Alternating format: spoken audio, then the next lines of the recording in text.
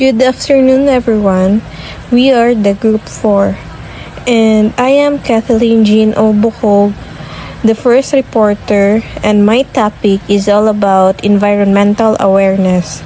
So, when we talk about environmental awareness, it is having an understanding of the environment, the impacts of human behaviors on it, and the importance of its protection. So, when we talk about environmental awareness, it means being aware of the natural environment and making choices that benefit the earth rather than hurt our nature. So, some ways to practice environmental awareness include using safe and non-toxic building supplies, conserving energy and water, recycling, activism, and others. So, how do we show environmental awareness? Buy reusable products such as glass bottles, reusable bags, and reusable cups. Avoid buying disposable goods such as paper towels, plastic bottles, and plastic bags. Start a composting and recycling program in communities where there are none. This will help cut down our waste production.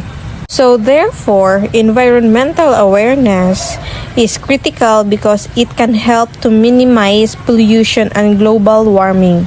It can also lead to more sustainable world by promoting renewable sources such as solar, wind, and water. So that's all about environmental awareness. Good afternoon once again. I am Clarice Dilapa and I am the second reporter. My topic is all about declaration of policy. First policy, we have the right of the people to a balanced and healthful ecology in accord with the rhythm and harmony of nature. So why do we need to have a balanced and healthful ecology?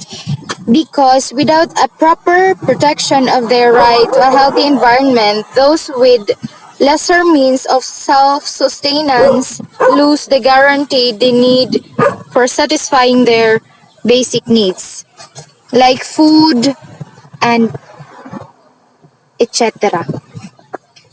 The second policy is the vital role of the youth in nation building. So, youths have the ability to learn and adapt to the environment. They also are willing to learn and act on it as well as to achieve their goals. Youth can bring social reform and improvement in society. The third one is the role of education to foster patriotism and nationalism, accelerate social progress, and promote total human liberation and development. So, education improves the quality of life. We all know that by enabling literate people to promote health and other things. Most importantly, when it comes to environmental awareness, education helps us understand how our decisions and actions affect the environment. And it also builds knowledge and skills necessary to address complex environmental issues. According to Republic Act number 9512 or the National Environmental Awareness and Education Act of 2008, the state shall promote national awareness on the role of natural resources in economic growth and the importance of environmental conservation and ecological balance towards sustained national development. This act provides for the promotion of environmental awareness through through environmental education, which shall encompass environmental concepts and principles, environmental laws in the state of locally or internationally. That's all. Thank you. Good afternoon, everyone. I am Rowelyn India and I am the next reporter. I will discuss about the scope of environmental education. The scope we have is the Department of Education. The Department of Education's curriculum framework for science in the secondary education or in high school is inclined towards developing scientifically, technologically, and environmentally literate and productive members of society. The second is the Commission on Higher Education. Environmental education is mandated to be included in tertiary education and vocational courses with a curriculum of at least 2 years. Next is the TESDA. This is the part of National Service Training Program or NSTP under its Civic Welfare Training Service or CWTS. Good day, I am Hani Iradok and my part is to discuss the Department of Environment and Natural Resources or DENR. So the DENR shall have the primary responsibility of informing all agencies concerned updates about the environment. So the DENR is tasked to formulate and implement policies, guidelines, rules, and regulations relating to environmental management and pollution prevention and control, and is responsible for the conservation, management, and development of the country's environmental and natural resources. It shall ensure the proper use of these resources and the protection of the environment within the framework of sustainable development. The DNR also has numerous agencies and bureaus such as Bureau of Forest Development, Bureau of Mines, Bureau of Lands, Bureau of Fisheries and Aquatic Resources, National Committee for Mineral Exploration and Survey Operations. And also, they have these priority programs such as improved land administration and management, scaling up of coastal and marine ecosystem program, enhanced biodiversity conservation, and solid waste management program. That's all. Department of Science and Technology or DOST is mandated to promote, assist, and where appropriate undertake scientific and technological research and development. It also promotes the development of indigenous technology and adaptation of suitable importable technology. DOST is to ensure that the students receive science-based quality information on the environment and provide assistance for the development of the environment-friendly solutions. Also, the role of DOST in the environment is that DOST has developed a portable biogas digester which can be used not only for animal waste but also household waste or food waste. The DepEd, CHED, TESDA, DENR, DOST shall lead in the implementation of public education and awareness programs on environmental protection and conservation through collaborative interagency and multi-sectoral effort at all levels.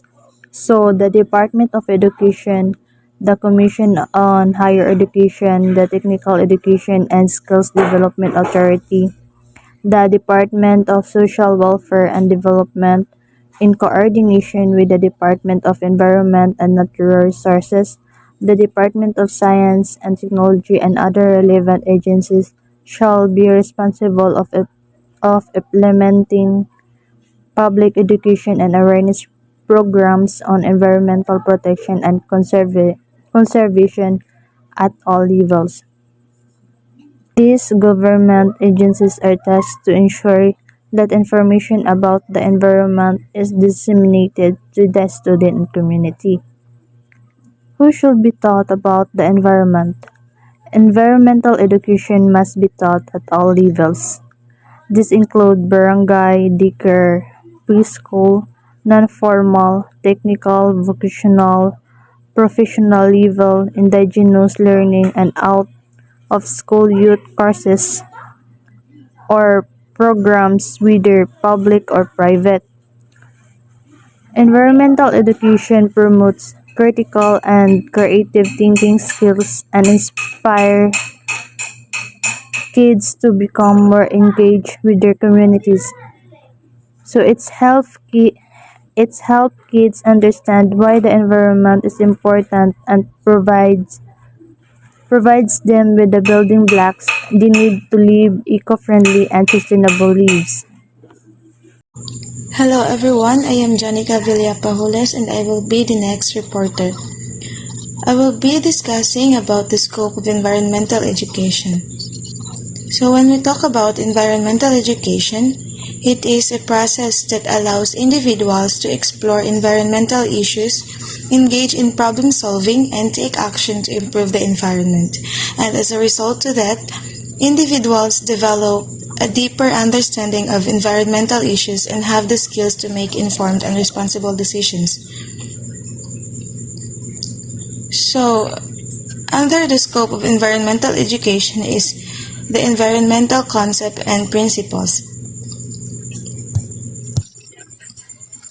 There are 7 basic environmental principles and its concept.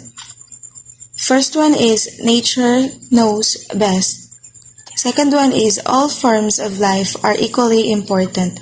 The third one is everything is connected to everything else. The fourth one, everything changes. The fifth one is everything must go somewhere.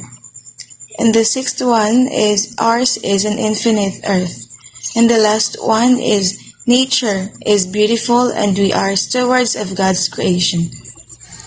So based on these tenets, appreciating ecology ultimately means recognizing that humankind is but a small piece of a larger, more intricate picture.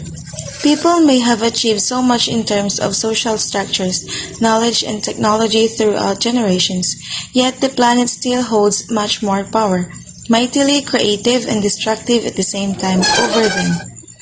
These 7 key principles also establish interdependence and equal importance among all forms of life on Earth, regardless of size, distribution, or function.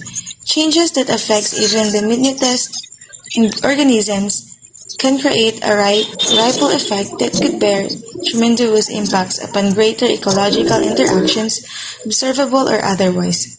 In this sense, the call for greater awareness over ecological footprints, especially in this age of advanced modernization and industrialization, resonates louder than ever.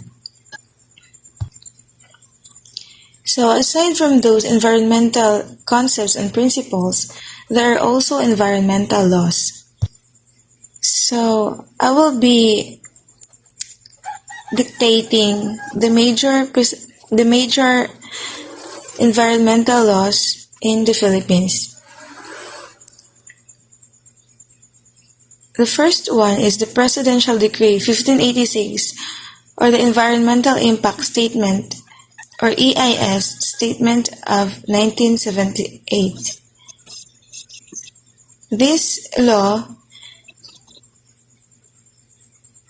or the Environment Impact Assessment System, was formally established in 1978 with the enactment of Presidential Decree Number 1586 to facilitate the attainment and maintenance of rational and orderly balance between socio-economic development and environmental protection.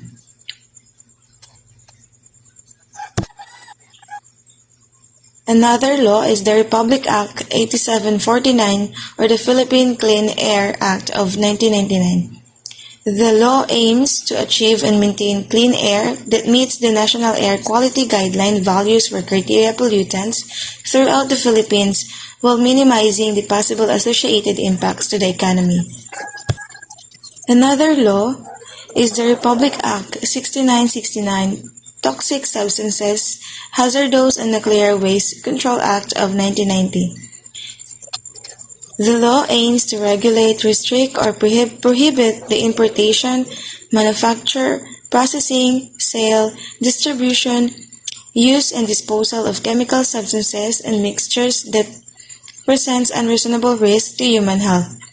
It likewise prohibits the entry, even in transit, of hazardous and nuclear waste and their disposal into the Philippine territorial limits for whatever purpose, and to provide advancement and facilities, research and studies on toxic chemicals. Another law also is the Republic Act 9275, or the Philippine Clean Water Act of 2004. The law aims to protect the country's water bodies from pollution from land-based resources.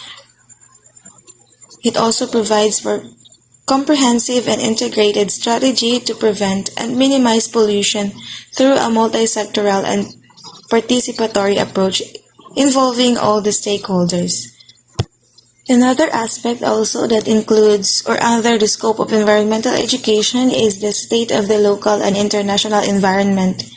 Aside from the two that have tackled the environmental concepts and principles, environmental laws, there is also the state of the local and international environment, local environment best practices, and environmental degradation threats to humans. So for the local practices, for the local environmental practices, these are the practices or activities that we local people create. So there are best practices that we people can apply, and the first one is plan ahead of and prepare. So we leave as much garbage and food packaging as possible at home, then less garbage we take and less garbage we will have to carry out. Another practice is the disposing of waste properly. So we are all familiar with the law or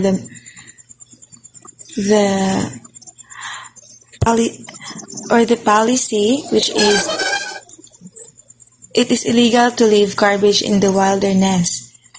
So we have to pack out all our garbage and throw it away in the proper place. Another practice is the camp and walk on durable surfaces. Another also is live without or leave what you find out. Another also is be considerate of other people, because many other people use the same river or the same area, and so we should be considerate to the people who are with us. And the last one is we should have respect in everything, for nature, for people, and for animals. For the environmental degradation threats to humans, these are air pollution, water pollution, deforestation, soil degradation, sand depositing in dams, decaying urban infrastructure, and more hazards such as floods, landslides, and soil erosion are more major consequences of environmental degradation and are making tremendous loss both in life and property. So that is how environmental degradation affects human. So we people or the citizens has also a role in the environment. We have roles towards the environment and natural resources. And these are to take action to protect the environment by recycling, reusing, and composting, making better transport choices, reducing your electricity usage, buying local, donating to conservation groups, and avoiding toxic chemicals. We citizens are also responsible to our natural environment. Being an active environmental citizen includes recognizing the value of livable environments for humans and nature, promoting conservation of resources, and supporting nature protection and biodiversity. Environment in the context of sustainable development. So how does the environment relate to sustainability? So environmental sustainability is the responsibility to conserve natural resources and protect global ecosystems to support health and well-being now and in the future. Environmental education also includes tree planting. It is important because trees gives off oxygen that we need to breathe. Trees reduce the amount of stormwater runoff, which reduces erosion and pollution in our waterways and may reduce the effects of flooding. So many species of wildlife depend on trees and for habitat. Trees provide food protection and homes for many birds and mammals. So waste minimization is also included and proper waste segregation. It is important to minimize waste because in that way we can reduce the amount of waste we create. We help prevent pollution and protect the environment. Recycling and composting is also included. So composting significantly cuts down on the amount of trash in a landfill and reduces the cost of carbon emission it takes to haul and process those materials. Composting and recycling are two disposal methods. So the difference between these two is that composting is for organic products such as food and plant-based produce, whereas another recycling is for paper, glass, and plastic. Composting is the natural breakdown of organic products over time. Freshwater and marine conservation is also included. So it is important to protect the Earth's marine and freshwater environment because they store and clean the water that's crucial for people and wildlife. The last thing is the forest conservation.